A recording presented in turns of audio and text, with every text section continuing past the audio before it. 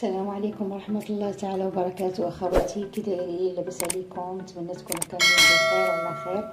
نبداو كلامنا بالصلاة على نبينا، اللهم صل وسلم وبارك على سيدنا ونبينا محمد وعلى آله وصحبه أجمعين.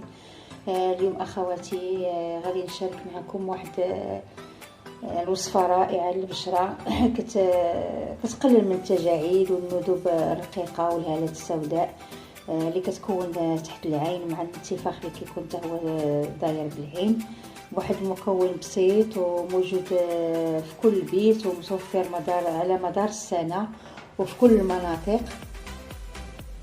هذا المكون اللي هو المعدنوس والبقدونس كما كيقولوا بعض الدول العربية.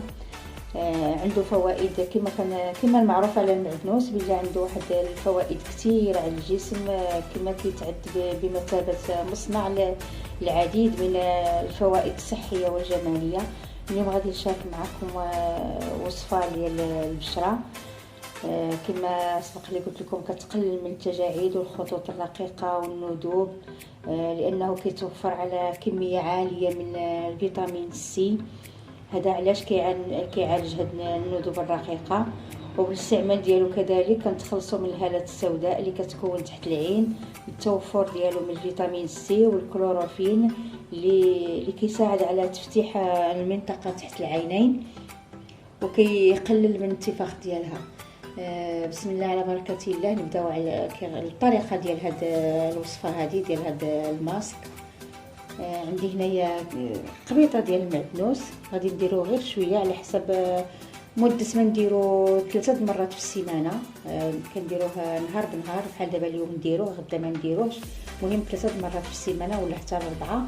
منين غيتسالى لنا نرجعو عاوتاني نصايبو كميه اخرى.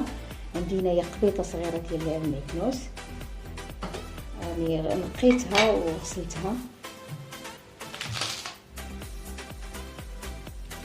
المهم نجي نخليو هاد السيقان هادو ما نحيدوهمش، حتى هما كيكون فيهم فوائد كثيره. هادو ما نرميوهمش، نديروهم هما والوريقات ديالهم. غادي نزيد عليهم كاس ديال الماء،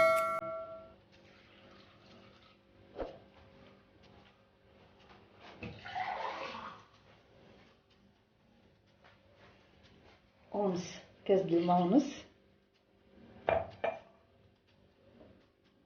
وغادي نغطي عليه ونردو على النار حتى يغلى ويعاود ويولي ديك الماء ديالو طالق فيه اللون ديال المعدنوس، يكون طالق في الماء.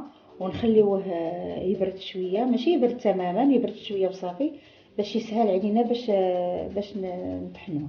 صافي ها هو غلى لينا المعدنوس مع الماء وبقات فيه كميه قليله من الماء ماشي بزاف. غادي نديروه، غادي نطحنوه.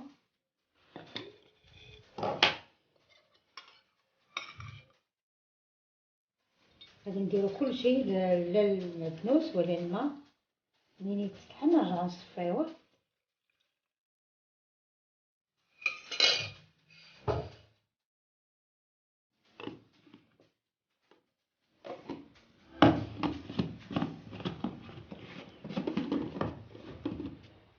صافي دابا غادي نطحنوه ان شاء الله، وغادي نرجع نتلاقى معكم باش نشوفوا المكون اللي غادي نزيدو معاه. هاني طحنتو، خصو يتطحن مزيان بهذه الطريقه.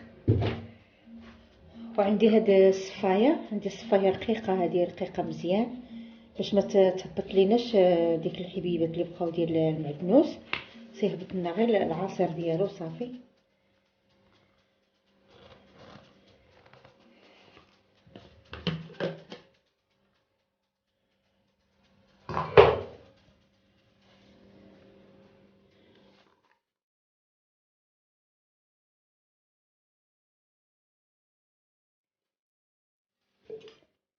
غادي نضغطوا عليه بهاد المعلقه هذه باش نساعدوه باش يهبط، حيت عندنا العوينات ديال هاد الشبيكه رقاقين بزاف. غادي نبقى هكا نستمر هكا حتى يتصفى كلشي يهبط ويبقى غير ديك التفه ديال المعدنوس. هنايا صفيتو مزيان، بقى غير هاد شفت الباكله ديال المعدنوس كيبقى على هذا الشكل هذا، كيجي شويه ثقيل عاقد.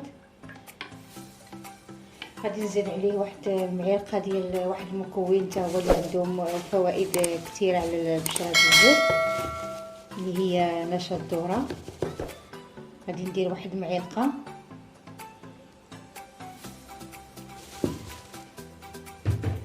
وغادي نخلطها مزيان حتى ما تبقاش ديك الحبيبات هكاك باينين، غيذوبوا مزيان هكا في المعدنوس بارد، في الماء ديال المعدنوس بارد. ومن بعد غادي نديرها على البوطه، نديرها على النار مهيله مع التحرك المستمر باش ما تهبطليناش. كيف كتعرفوا النشا كتهبط من تحت، غادي نديروها على البوطه مع التحرك حتى تعقد وتولي على شكل كريمه. ونتلاقاو ان شاء الله باش نشوفوا الشكل النهائي ديال هاد الوصفه ديال اليوم. ها هو صافي، ها هو ولا على شكل كريمي، مازال سخون عاد شويه، ملي كيبرد كيزيد يعقد.